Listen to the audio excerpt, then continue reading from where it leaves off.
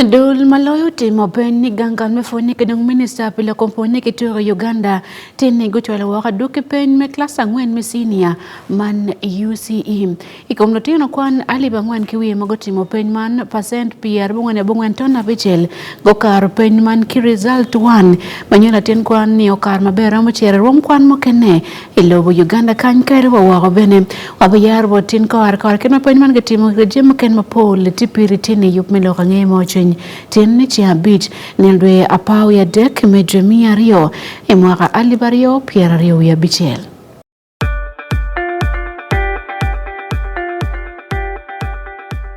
At least the one thing for now we can all agree on is the soap to use. He likes that it's big and lasts long. Anti-economy. I like that it keeps my skin smooth. Ate alina echovu. And the children like that. It smells amazing. Everyone is happy. Movit soap comes in 4 fantastic flavors. Movit family soap is truly soap for the whole family. Movit. All day confidence.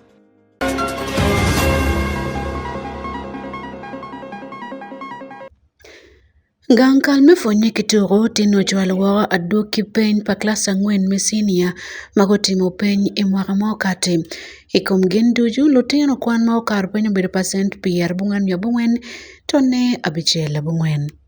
Your honor and pleasure to release the 2025 Uganda Certificate of Education.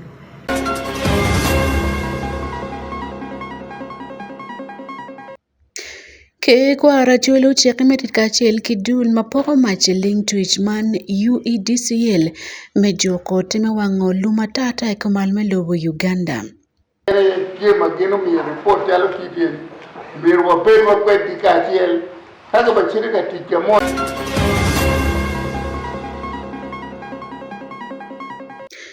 Kadong President Melo South Africa awan gibitiyo kimony kia bili mekonyo lweni kom tim ger kitimbal madom matima pole South Africa karman pien timi yobora ikom kuo padan mapol onego bene mapole. Crime is now the most immediate threat to our democracy. Afoyori ne dori ajuli inenen lorange mojin ng kombeti kawar ki kore ania Sunday akumo man wanlu television.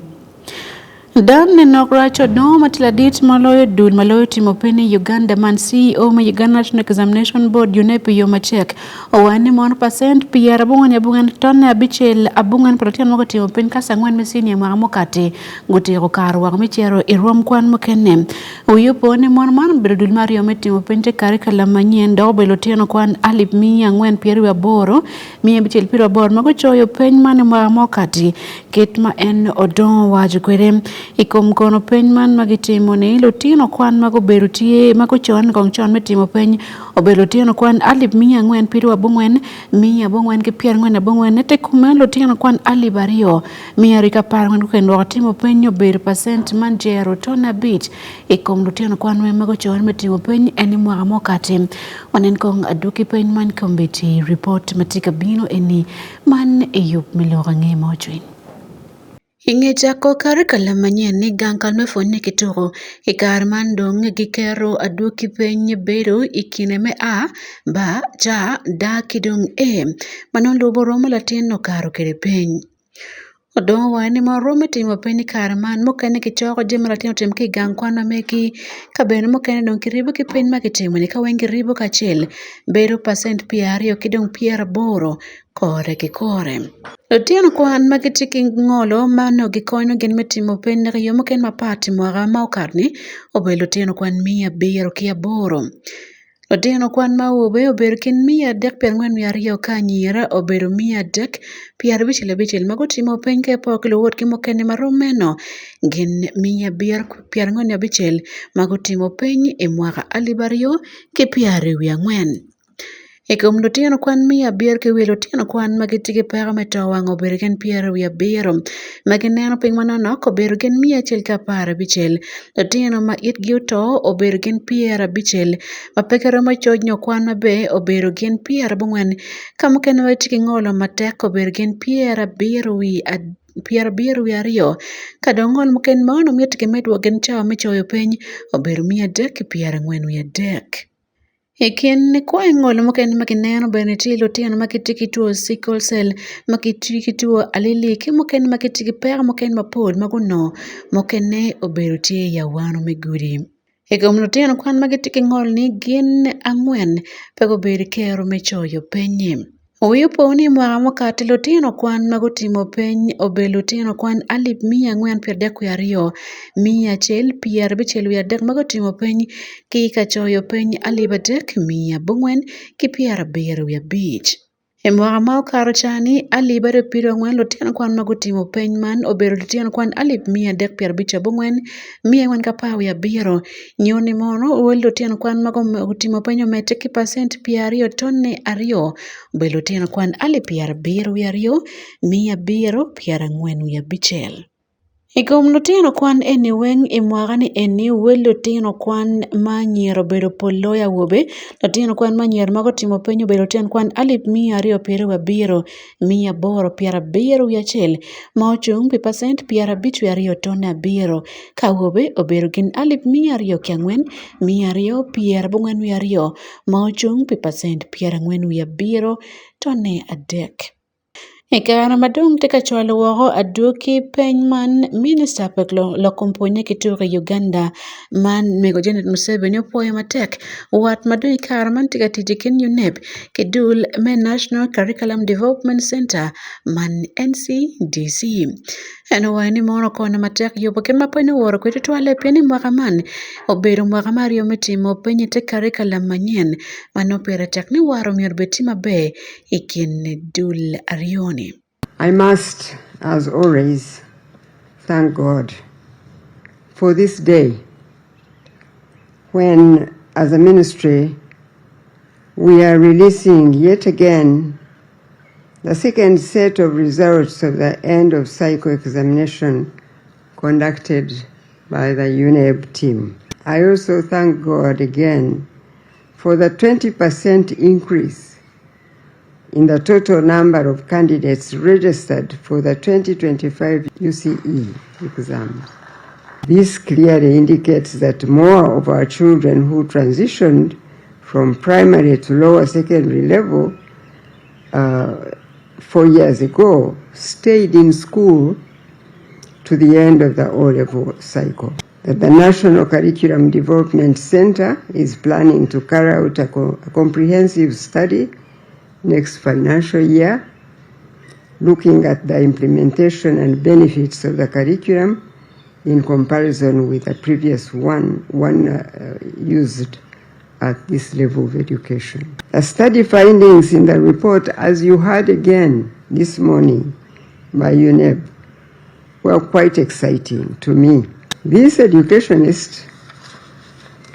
provides insight on the efforts made at various times, as far back as the times when the colonial governments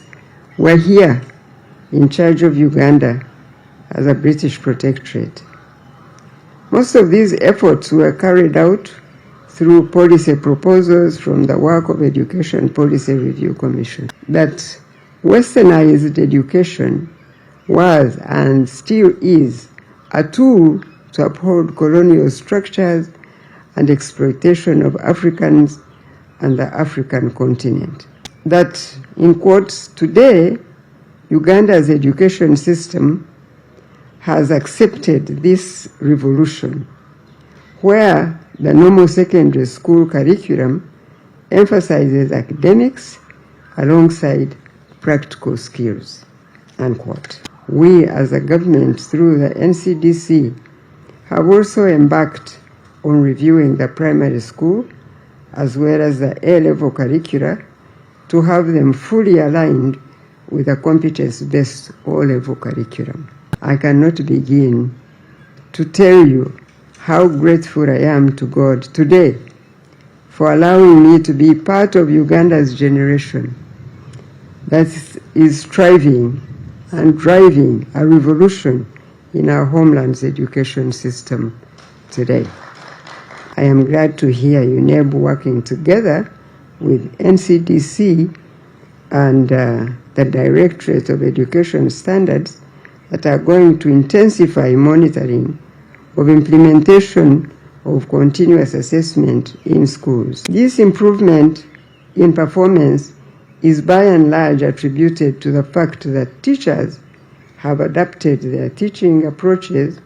to what competence-based instruction expects. For the candidates that did not get a satisfactory performance, there is an opportunity for you to resit UCE exams. Pelorangay mo chwin Iwanlu Television, Ania Sunday Akumo. It is now my singular honor and pleasure to release the 2025 Uganda Certificate of Education examination results for public use.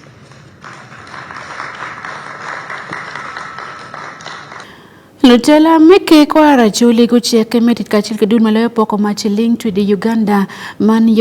Electricity Distribution Company Limited UEDCL mekonyo lokom joko wa machatata ikin pink ben rayo chente meponyo dano ikom kid megwoke ikom akidu men lokom joko time chinyumata tatwale karme oro madano mato twale komalume lubu Uganda nim longmano dunia kachaka mobilite ken lutela meke kwa rachuli kedongdo dire enme UEDCL timeki ke kwa rachuli matika na goga ibade ke laibi division man Igulu City ngadmo ben meka choke man bela konko lo wirodi me achuli road Martin Otinya toka toyai man road meka la mogi wanen loken ni matut kibo Dennis Ojue Robertika Jackie no telemeke kwa rachuli kidendo dire malayo poko mat iling twitch lobo Uganda kanyi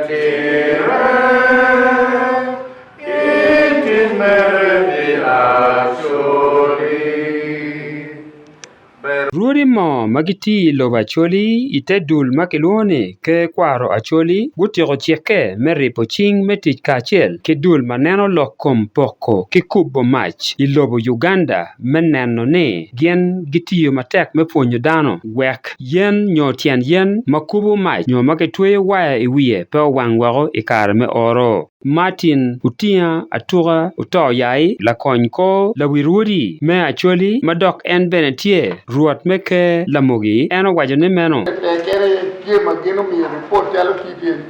mir wa pe wa kweti kachiel kaga bachiri ka tikemoni area weno ke tiye kala poto ya moro ke tiye achiel kuru kaga ya daga binu kwero ila mogi ke tiye achiel inwa kae ke tiye bera achiel hey binu kan kebere tiye achiel yo moro ene ke tiye rio manyude ni ke tiye piera rio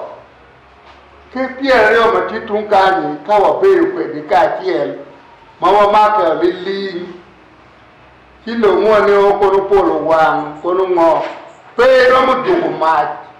maji oro wang wang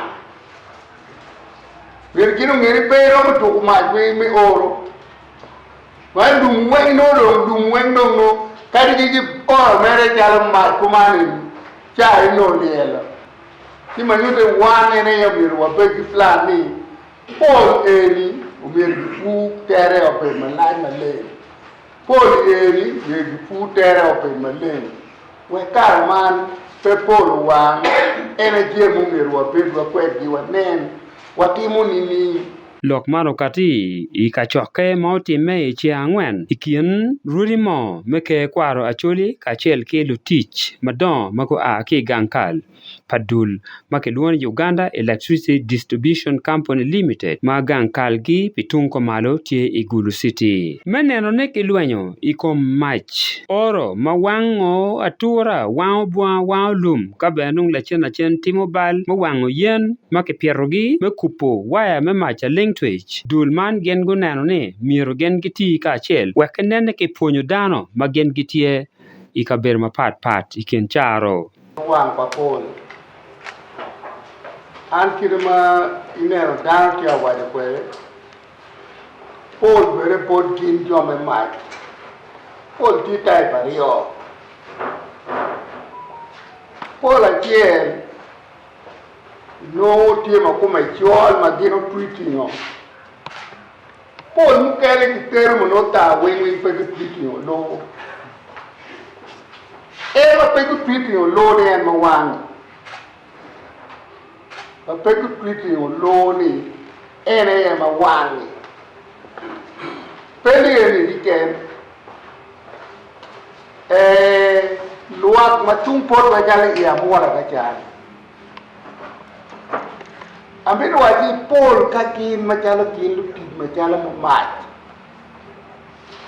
pol pober jalo potro pol ber ya mama kiker jalo kan do kiker jalo kaca pingo pe di nom dar ma pur ka te pol di ber man le La dit Madoro widulme UEDCL Igulu City noilin biribwanwa en owajo kamaleng nemeno gen machalo dul memach gen giti atera menano ne gen giribe I rurimo wego kongi me poko ngej bodano biribwana wajane mano kainen majo wao pola chiel nyotian yara chiel metweyo mach aling tweche wel letek atira makainena mod kadi ribo ki wel chilling mamirge chul me mach no wel letek mapetwere 7 poles. Of course, the restoration of 47 poles, I wouldn't want to go through the gimmicks of the costs involved. The cost is very high, and if it's very high, it's a trickle-down effect. Once a pole goes down, it goes down with quite a number of what we call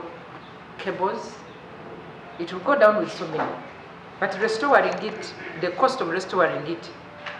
if I'm to make one of us here stand and look at that cost, the cost will end up and the tariff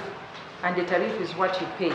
Man purubere kachoka me achiel mauti me manara yamke kwara choli chake madul me mach ilobu Uganda bino metutu wat menano kedma getwa tikere kachiel Dennis Ojwe Wanluo TV ike kwara choli Ikulu City Ingetia komwara beach metit mechelo tich Igulu City dul makiloni mono Igulu City Man Service Commission gotero dwako woro opiki boloj me Igulu City piant kidon karna otumoro ngin gutiyo pe mwara ya bikolom won kompa dul man Michael Chawara wani mono ken mwara beach kichelo tit mapola ta mono metit Igulu City Council kidenkamente ikinjema ken mapigi tego pelwak my area ne Ochawara wani mono kichelo tit makaro gin miya ngwen ndagdunga tika tich kin gamente medor tit pilwak mai Sydney enem dulman dong ben go bugi wati kaben go bemiuchen office man bot city ka doctor mete ke bicharo ne jomo ken go buduchen office mo ken go wati dong matwal kit mamaya me city Gulu Alfred ko wadi ko ere wani mon kiti yu kichiling billion ariotona dek miti yu medor tit en Pagulu City Service Commission ken marabit ichoro tit pagamente magitie en city man David Magere Kelly report Ikomatit pa City Service Commission Migulu. Madoro kit mecholo tich Igulu City man Gulu City Service Commission gutigo waro tich pimwara beach to gutigo waro office gi board government meta der me Gulu City man Gulu City local government ingegen tiego tiji mago chako tiune mwara beach mokara ngech inone Gulu City Service Commission kono tigi tich mengi lutich makwere mechoe gi tich dok min gi contract nyumul kit dok tich malupe dok gutier ne gitika tiu meno pimwara beach mokara ngech dong kare metiji o ya gi kene ma pia tek tutwal no mer gi dwak woko office meno board lo lodge mi Gulu City wek dok uyo bu dojo nyogu chimu dojo dul manyien nyojo manyien ma bidoro tich meno i Gulu City. Michael Uchwar mati won kompa Gulu City Service Commission kono terni kar gi metich gi tiu tich YouTube maber tutwal doke kin gi cholo tich mapol. In line with the mandate of the Commission is mandated to recruit, appoint, and also conduct promotion of staff in the City Council. We are also mandated to ensure adherence to strict policies on merit, transparency, fairness in recruitment, and also to support professional development of staff in the city. I am therefore happy to inform you, Your Worship, that in line with recruitment, during the term of office of the Commission, we have handled 441 cases of various forms of recruitment through redesignation of officers, appointments on probation, appointments on promotion. Alfred Okwama matime ame Gulu City kono ofo tich pa Gulu City Service Commission kono pa give tich maber.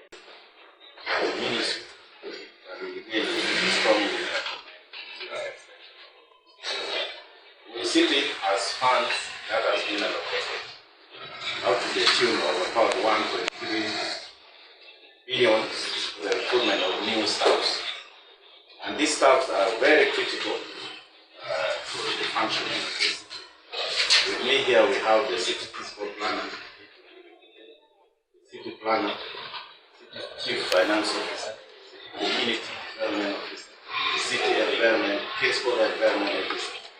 principal accountant, principal procurement officer, principal revenue officer. There's so many. Principal human resource officer, senior engineer, senior field control officer, senior architect, senior engineer, senior internal auditor. Okwa kono terni Gulu City machalo gamente metede ano kero chiling bilion 2 tona beach picholo tich mapapad mano rem idok tich matie Gulu City kit meno bene Regina Akelo matila local town clerk new assistant town clerk kono tero ne gumier gi meta mera gi tich gi dul manyen magi bikero gi. We pray that some of the public service expedites the process because the staffs are needed yesterday, not today. There are a lot of things which cannot proceed because we don't have the workforce, or we are doing it not fully. Whatever the outcome of the commission, we shall continue interacting with outgoing for now, and when we come knocking, because we believe that you're being in service for 4 years, you have amassed a lot of wealth. We have identified the places to be reached. Ambrose Honoria mati resident city commissioner nyo RCC me Gulu City kono otiene kari beti cholo beru ka rembo joman kono ento gien go tiu tich maber tutwal menene uluto gi cholo tich makwiri. These are senior citizens and sometimes they need some comfort. When the chairman will say they don't care about comfort, I think no, he was only being polite. He doesn't know what to demand, their rights. And I also want to say, Your Worship, I want to thank you so much.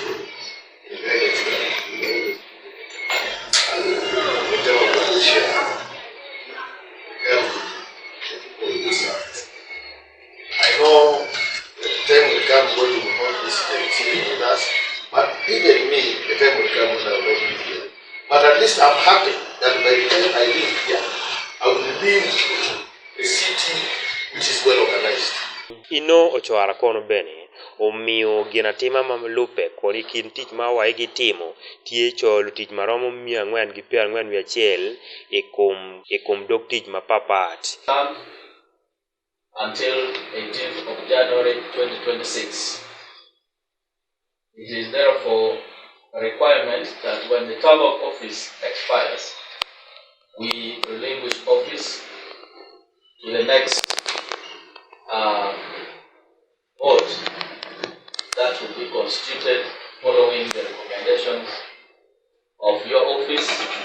and the recommendation and approval of the city council. I'm happy that the council has already completed this process, and most of our members have been recommended for a second term. Lorange Wanluo TV, David Magere, Igulu City. Avoid all report pala George Pawanluo Television mani David Magere. Gulu City utiaro yog megedo choron ma wabero palwak mekonyo gwakole padana ma ikaberu man tutwale dano magiberu choke dago matie ikteng kulu peje man ipechero division ene city megulu choron man obutero chilling million piarabor ya bid dakweni kibigere ken medwa daken we otumoro okonye kit metimo tijman ngien bomiye kono dul makelweni mono jokelo 1976 holding limited ayegeno mako tijme yopo choron man bokone matek yopo leo pilwak magiti city kedong yopo leo pikaberu moro mwa pedano magiti area enim onen kebod jonisani uchagachon donlo mobutime dano magiti ipeche la road division. You are digging the foundation. Soron man ma butero miliona e piar boru ya bikni. Yopone butero kar maromo dwe angwen ke ken we otumoro kon bikonyo matek tutwale kid me ilu leo Igulu City ikene mokene matie ibut penyi kaber ma pat ni. Innocent na himbisibwe town clerk me Igulu City utero ni Soron man kitika yupo kichiling ma ake gamente madit dori tumbiek melim me mwagani. The project has been designed. We shall look at the designers, the artistic impression, but we intend to have a public toilet of 5 stances, 3 for females and 2 for males, plus a urinal. And I feel that would be like some bit of lighting to ensure that the facility is not in the dark. And maybe if a function extended in the night, people can still use the facility. The reason that we needed to have people on board, one was to allay the fears, because the people of Gulu are concerned with the protection of public land and wetlands and what. So we never wanted speculation to say that council has sold the land, because we are almost opposite the other famous oil energy land. So this one is a public project. It is not tampering with the environment, but it is adding value to the venue. Michael Christopher Ochan, Senior Environmental Officer, Igulu City wajani ngomeno kama gitika yupo ye churoni. Kamo kene oberu en megwako anyai kidong me yupo en churonli enoni. This land itself was previously degraded by a certain project which was initiated by NUSAF, and the way it was being executed was not in compliance with the environmental procedures and regulations. That is why when you look at this land, half of it is degraded in a term which is, we call it is vanquished, which means it is now beyond ecological functionality. But half of it, as you can see, it is still a little bit functioning as a wetland. So this project is going to have 2 components. One is going to be this socially functional areas, which is going to have community use for various purposes, and then the other section is going to be just maintained for its ecological functionality, like maybe water purification, and then also habitats and the breeding ground for the birds. Kaulin adong karan melim. Mauchung kawang mea Igulu City olego ni kake yubu churon man umier kenen bene ni kikero kamano joma kwo ke goro kiromo woke iye wek bene no giromo tich en chichuron meno. Once a project is put, it is upon the stakeholders to monitor the progress of the project. So I would appeal that in the course of construction of this public toilet,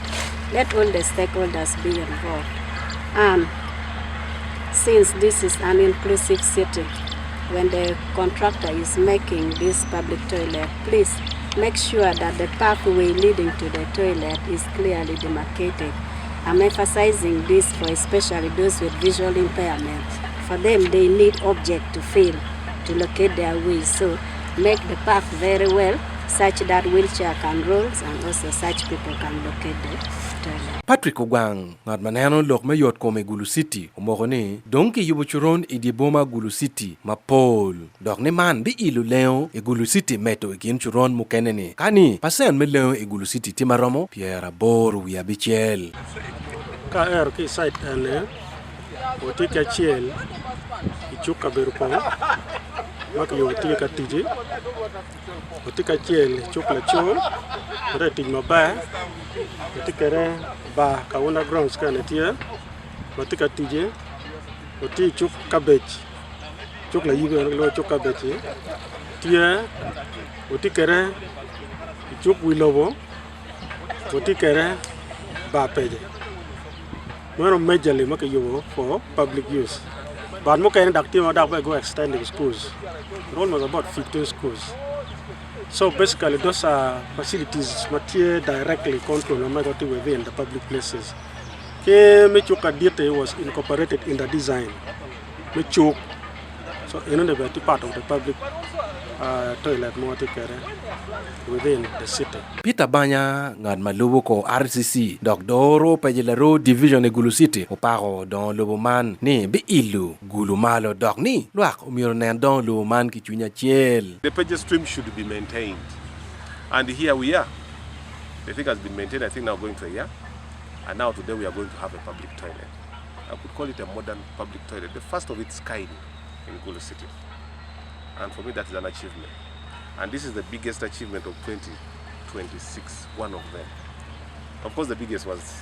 the presidential election. That one cannot change. I know. Yeah, we protected the gain. But now this one is another gain also we are now protecting. The public toilet immediately after elections, the TC could not allow us rest. He has hit us with the toilet. By 3rd of April, I believe the contractor will hand over this toilet to us. There is no room of delaying, because if you move in the city here, there's a lot of littering of people defecating in very many places. And this is because of the absence of a public place, like a public toilet, this one we are constructing today. For me, this is another achievement for the city. Lugeru nyuru ni yopuchuron man obitero kar maromo dwe angwen keken dok man tie me ilu leo me city madano bitich kwere iwel mayot. Piwan Luo TV Jonisani uchaka chon Igulu City.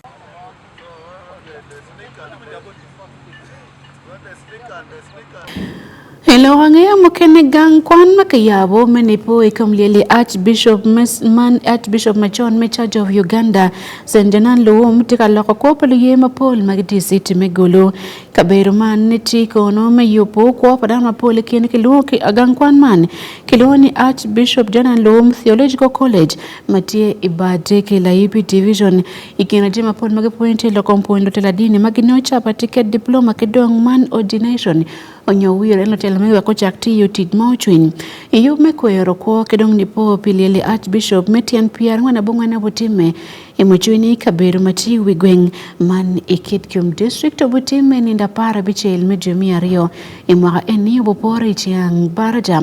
onen kong Lokman Kibot Ismail Jacob Jones kom karni gang kwan mapol kitiko yapoge ibvot kabir mapat padmen lebo Uganda many po ikomlieli Archbishop St. Janani Luhom mauto ikarmetele pa President Idi Amin Dada ikin kitie ye Archbishop St. Janani Luhom Theological College matie Igulu City gang kwan man kom katika miufonye dear teaching bodlo ye mago akip vot kabir mapat mai lobo Uganda ikin kitie ye certificate ki diploma theological ki ordination agriculture ki business ikin mokene Reverend Sarah Kadel mati principal me Archbishop St. Janani Luhom Theological College Gulu City otero ket magang kwan man tika konyo lako kwo pado yem. This college was established to realize the vision of Archbishop Janani Luhom. He advocated for mainstreaming development programs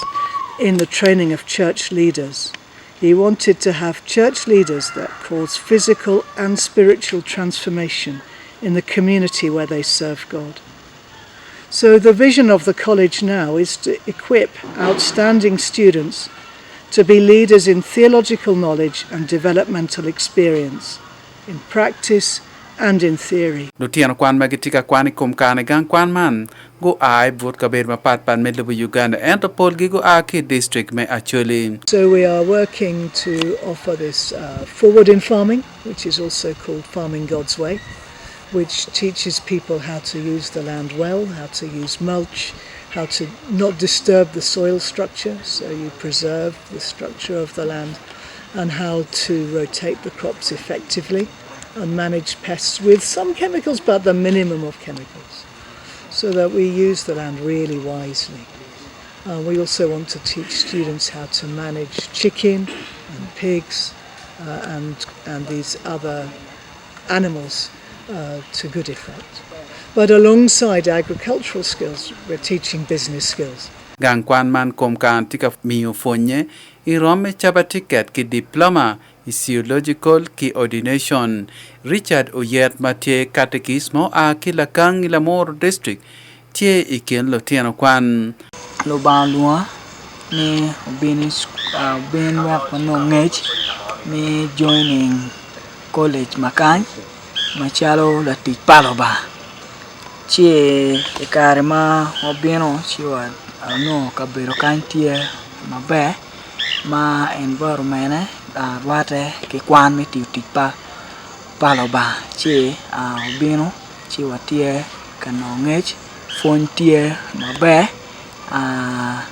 administration betie mabe Lutiano kwan mo kene bene go waju ki Wanwood TV ngo magen ginge e kompleli Archbishop Saint Janani Luhom school en ke yabo kenye pinipo tegin mabe jam enotio machala tik palo ma malo balwa ye so kombedi ni kabedi ni ke yabo matika julu tik palo ba karma entie katij machalo Archbishop me province me Church of Uganda en ubero ka lweny matek pitwero padano ne umiro pia ondano pia jana ndom ubero ngara chiel ken lutich paloba ma en lweny matek ni kere ping ranyo ping be machalo en ngan maye kum Yesu Kristo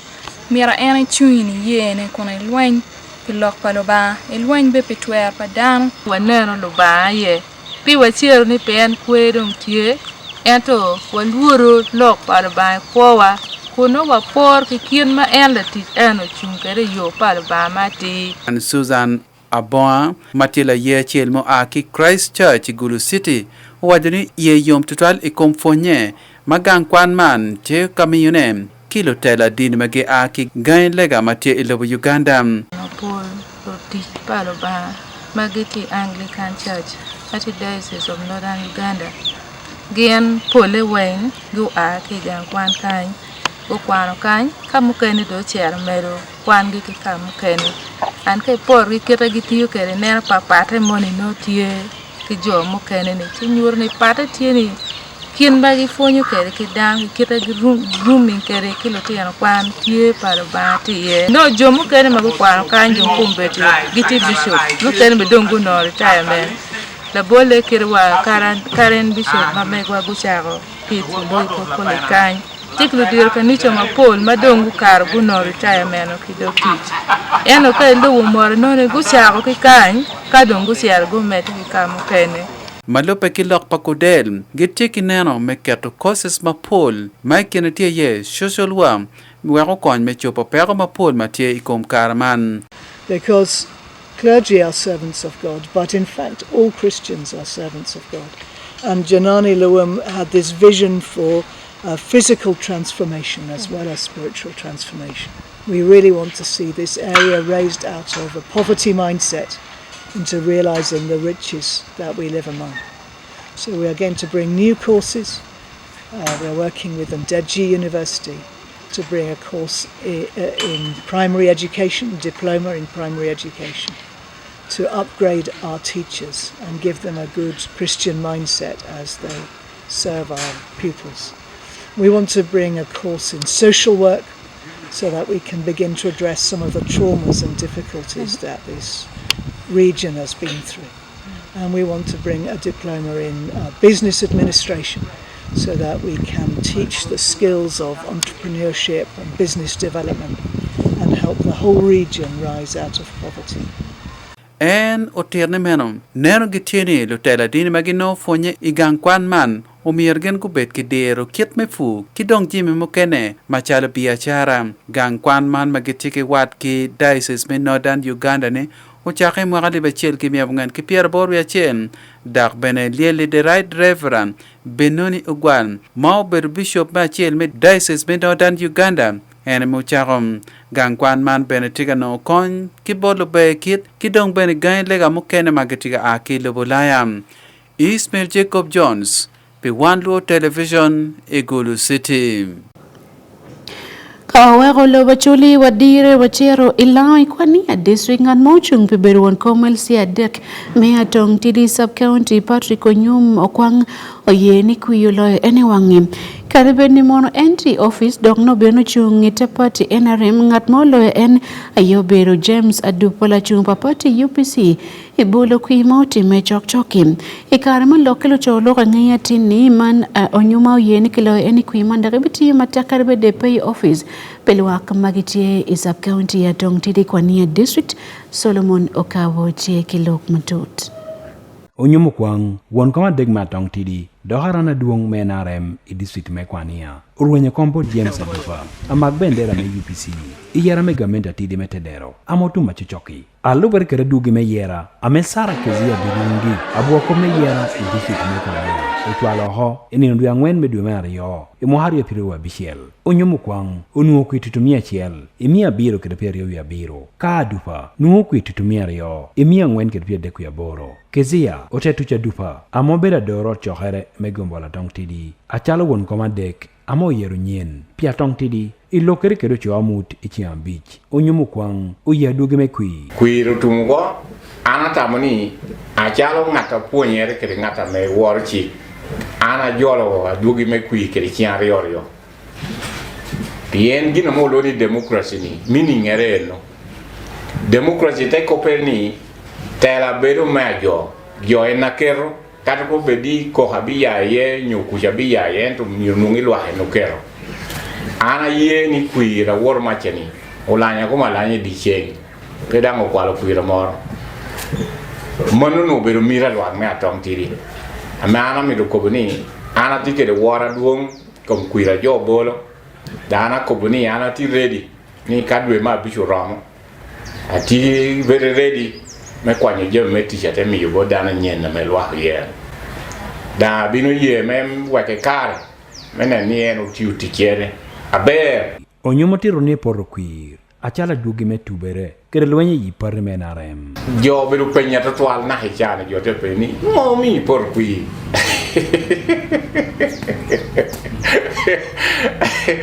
ara yo de giro via por kwir beru ka jamari yo na machiel gina me obinu ubalo kwira na machiel ubero chinga mana bina kera tut ikome wibie malo ame temi yo ame gintamoni ana balo kwirgi dogo de balo mera ko e ka ginu kena mo balo kwira jema mana tia tongtidi dongera na be lo ye kayini neno ko me lo hano be jema na lo ye amena hajo ana bina logi lo me lo hano pe obino nena kire yom chui ko me lo be amena be go pu yore tongtidi ame dum mogo be lo be moga me onu yoro bi ruenyo ko moga na no ko tonyo ala eta te binu keto te mo yo lo be ni du cha te kwanya de du ge chinjo me mono du chuda binu ngo mi ko ra be ra pola eka ginu kena me dum te do contributing attack ko be ra poha me onu ti party kom wan NRM por gin NRM dai no balo kwira Onyumu kwang opo attack otedero ma tong tidi megenne otemi ya biro metera pimo haria piruwe chiel aria piruwe bichiel kita me kwiro rem kero koni Onyumu chikre meti kero tedero ma tong tidi kwani akiri Uganda loro idogo pishu chele teki so soro tie nyugino tie ma ra tima chalo nyum mena ni pa watia won an poratiyo eka danga chalo leadership me party me NRM wano tikere jowa ame jo mi gitij metela wanda puro no to chinkedi mena ni jami moga wano chikere ya chalo party e district mai kwania pod wan tiu ame mio luak da ngioni pati me na re tiu binari kar mo mio gitela andom kini abere wibie na hawanga mo yiha te kido an purati kwa poda na bere wibie eto kana me no cha ke mirna binu beri ya nyim cha ke ne binu be lo ber ke mira lo cha na do an pa bere cha ma de ke ando ti cha beri kato amut pe wan lo television Solomon Okabo Ikwania district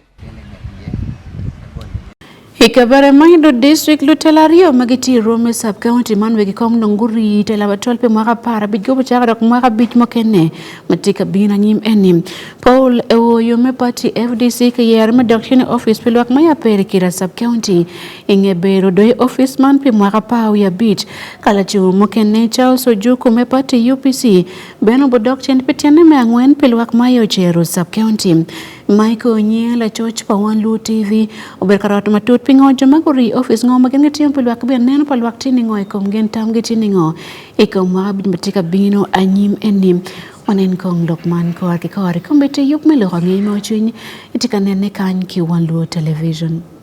Ngata chiel ikom LC3 ameda otionan pi mwakini aromo tomon wiye kany. Didoko nanda etemedo mwakini achiapat kany. Enobedo Paul Ewoyo. Paul Ewoyo enobedo LC3 me agege me eteme aperkira. Paka nakanan endok ikom. Bin akonywa kukeda kupenye be. Bet bala NT party me FDC. Epone mene. Men etwero lanyo karachiel kede yer. Dilia me jachapat kutwero lunyo wange. Nibedo dana meti FDC. Kaoneno oporo FDC karachiel kede toko me NRM. Modo be NRM teko gimotot. Ini tetwero buoti yer gibul kare benyo. Meneno bedo kikomno. Angati ansa mere ni angati tiki jopi. La jopi. Ena me yerano no parties ena le amite teva dano ante teva pin so mi dia me yerano di kinyogo gini te yerano le amite yero but no parties de david ye tema perkira mi am queer na mi ba boy di baka na yesa queer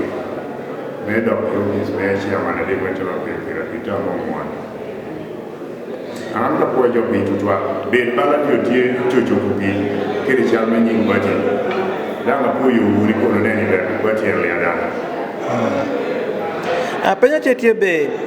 ite ko mwakin to monuwe kanjiti kom na ite donyo mwakin me otare mere nyoy no no amejo ma pe rapore geno neno ibuti mwakin kanyate bino yo kira para ser kire jo tele cheme ti sakko to la kansas Comme di sete meti madam binone wana ara mina dom biru yote amme ore pagatuno yo bindi ko ko so kana pet sana meti ate and read message amo chwa sub counties mi otene no wan yote ne lewo melo wala ko be ba lewo sub county terwa le ne di chiu sete ina meti madam Ngata chiapat ikom jo olanyo kwir amenantie itel geno bedo kansela didokan ko bedo wan komel sme adek me etemo chero en Charles Ojuku enotio achal bala wan komel sme adek pinan mwakino otare didokon okomedo yere me medere timoti bed bale mene ti party me FDC nane kokobo UPC apenye epone mene metwero lanyo yer yeko medo dok ikom lono jache apat ame maru piem kede ala yupini yen kono joping yen joping mo chia med ko mateni oge mikidom so itamo wilo kidna itamo ikiu krisena dongo dongo lat itimo kire bora mo intimidation na mi jo bora de tin karne gini de enaran kene na wi ipo wari riko ko le maro gen ko se bagen se wa jo tiro ko amel no o ju bor ko kire kane e timo mateni e ye ka ko na tiye e ko tun kire wa sana peko e tun kire sama o an mi kire e bina ko mi ma jamu ke de jamu de me ko re ko ma kire ko mi ko kwara ka ko se e ko e ko mi kire ko te kire ra no be vera te la tour ko yigira tambi ko kirikar yin bala chala wan kome pati me UPC yin Kenya ni kato me bedo wan kome elsi me adek ja pat liyo twero peko bedo twe bala UPC peko bedo UPC tot for mo na che organization na kene kumate organization li UPC president li amekono wari party is not there party me yuko bela kena and the person human being in party build the construction so this thing get him akaya reality is not there. So Mare, what is my going to do? It's all about money. You could be, to the UPC. Level facilitating giver, that your system of Carabamani, your yes, again. Let us say more than me, okay? That they have to get a campaign, Madame Kumate, they have to get a campaign, you can get a be. And I don't know government. I mean, Kaili get a say the real thing down, they are part of the Liki, the Liki. So, people UPC is disorganized. Senda lene so midna kamera o yekro sport mi ko geri inde bin ako penjra dokon nywa pat be ikere metimo me eteme uchiro ya mi ko ma teni ke me do ko di mira kera ke ya gini mara ke to afero mo na mira ti akelo do mi mira ti do ma do mi bachi gi ke jero do ma ko ya ga me de kelo gara ko piriki good government ko ke legi skulun ako good government ko gari pour legi yote para kai ako good government ko ke legi jama yi mi ana mi gini fikiri geni ko Michael Onyinge Piwanluo TV Ikabirmaido district. Awego lobo Uganda watiara wago South Africa President Makono Cyril Ramaphosa awani mon kibiti kulo mon me konyo ko abili wani kom tim ger kadang tim mago maranya matime kengang ma odogo polra teka miyo bora mata kom ko padano magiti area ni ana wani mono die pa jomage ni wego timbal meta mera kabeni kelu chamchana iyo mapol Ramaphosa oberka lokbot anywele South Africa lawoni chiangwen hawanen kong reportman Kambiti ilorange mojin. Ijangwen ne President Ramaphosa berkaloka nywale South Africa awaki biti yuki maun mekonyo ko abili melweni ko mabal metim magitimo iguru bal mokene madon kitim gero madoloko do politwali kaberu meki man South Africa. Welto madong polo yo tito makaro piar becheli na chele ken dogmanti kin toma polo lo time kin lueny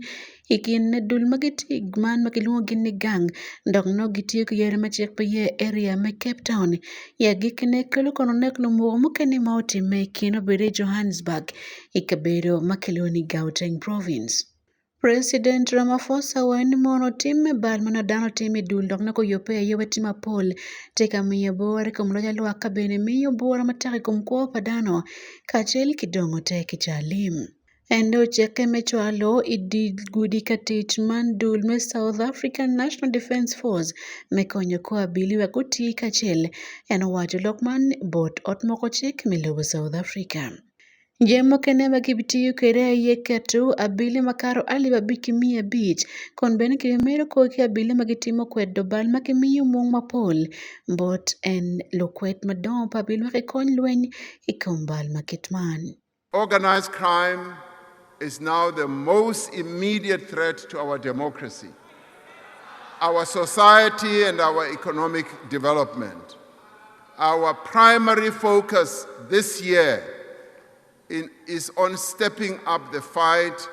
against organized crime and criminal syndicates.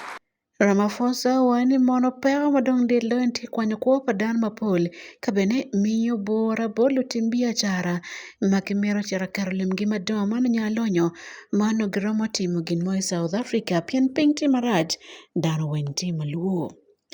Pila wangai mo chwin Waluo TV ania Sunday Akumu.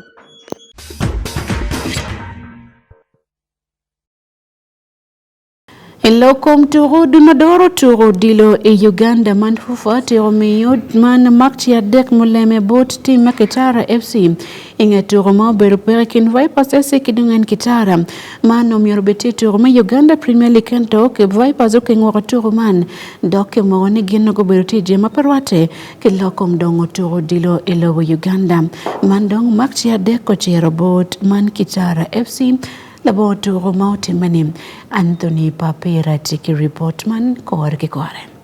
Fufa otiro kate ki mok mati meluke ki turu mo berutie ikin ketara ka chel ki Viper Soccer Club mabene po time ya chaki mi turu mi season ene Uganda Premier League. Turuman po time piane tima chel machalo Viper Soccer Club gen pego bine Turuman piane no gite jemo ikid magite yupo kere Turuman meno new league format ma Fufa gen okelo midoro turu Uganda Premier League ento gen no pe ki ye matek. Ene kwe man bene oweho gen gu choy warga mano pia Turuman time ni gen gi beberu pere I Turuman chidong Fufa utero chalo Vipers gen gu keng Turuman me akaka. Ite chik bene me competition nyurni ka ine bikeng turu umire mi ngej kila wori mi ngej kucho turu ni bikeng olo wang chawa piara ngwen wiya boro wekano gen gunge alaga maromo time mabene Vipers utimo maluke ki Turuman ento Fufa dong pete ki yeo ni Vipers gen gutor chik maluke ki turu mi Uganda Premier League. Kon bene noni Turuman mi Uganda Premier League manyen manoge mero kelo neni kumberi chane Fufa do wego gudako go chen turu kori machon ma ini chero gang pala wori dak bene tugi turu gang ma meri mineno makchi madong duong lo chi ini tinyu ki kobo tien lokeni Fufa dong kumberi chek madong geno keru dak gen gu balo gen ke komgi pian turu mi new league format po time ento gedika mi foot kom Turuman kom Dulman mi Viper Soccer Club. Eno kelo tuan wu matek total pian mokman o ter due angwen kulu mi weko mokman o kare yamo chidong dano berka penyu wigi nungo mado weko retek total mi karo ki mok ire enini man bedong weko Vipers ruenyo tura chel ikom tura pa wia bechel mageno turu imwaka enini turu ba Vipers marioti kom Bull Football Club ma butimme ineno matini. En Kitara Football Club kono la wo obedo ki lodge maleng total ikom team man mi Maroons Football Club mo obedo ki Lozera Arena maturu meno obedo gola chel ikom Tongweno manyuti ki medo makchi pa Kitara ikom madong Fufa medni manyuti nogo no makchi abichel ikom tugario man tien lokani gendong gicherna machel ki makchi piara dek wia boro Vipers no gak ki makchi piara dek wia bichel. Anthony Papera pe One Luo TV.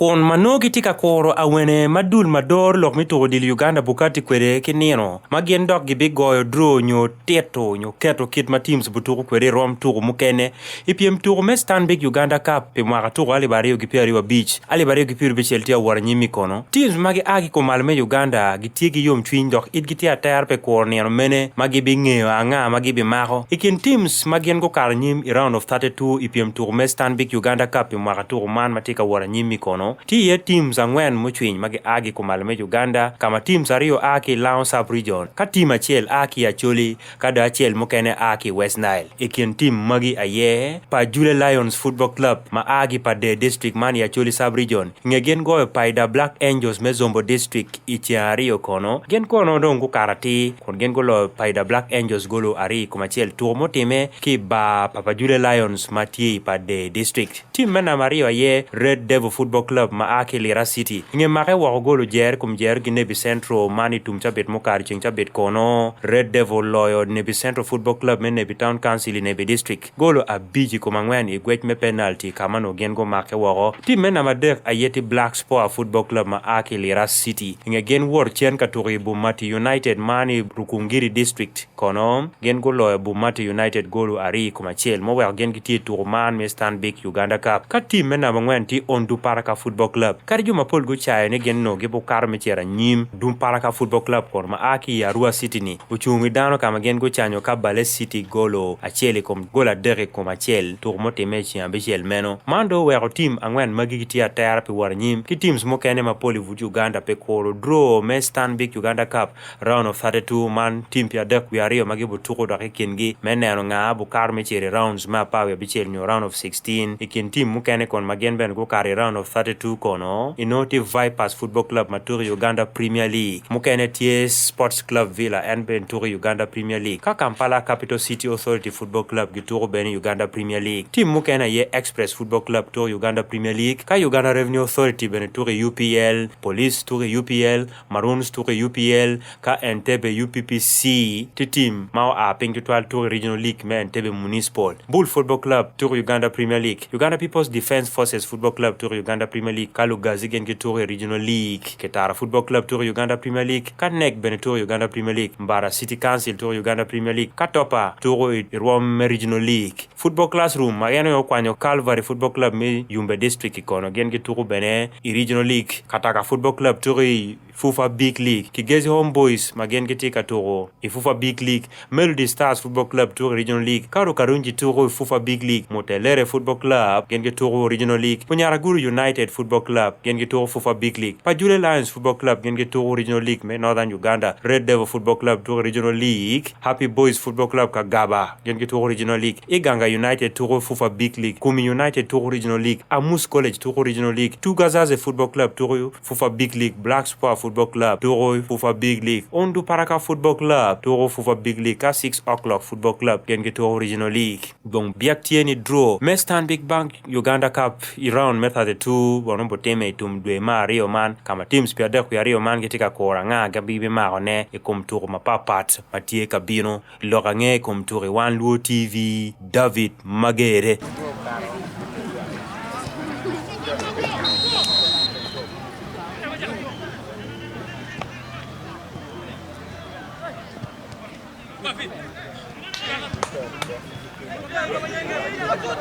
Ayo! Woo! Cross! Agare wa oya geke yok melorange mo chwenye petin chia beach ania sande akumu mete kinenu One Luo TV kombeti yop mokeneti kabino pe in chochot.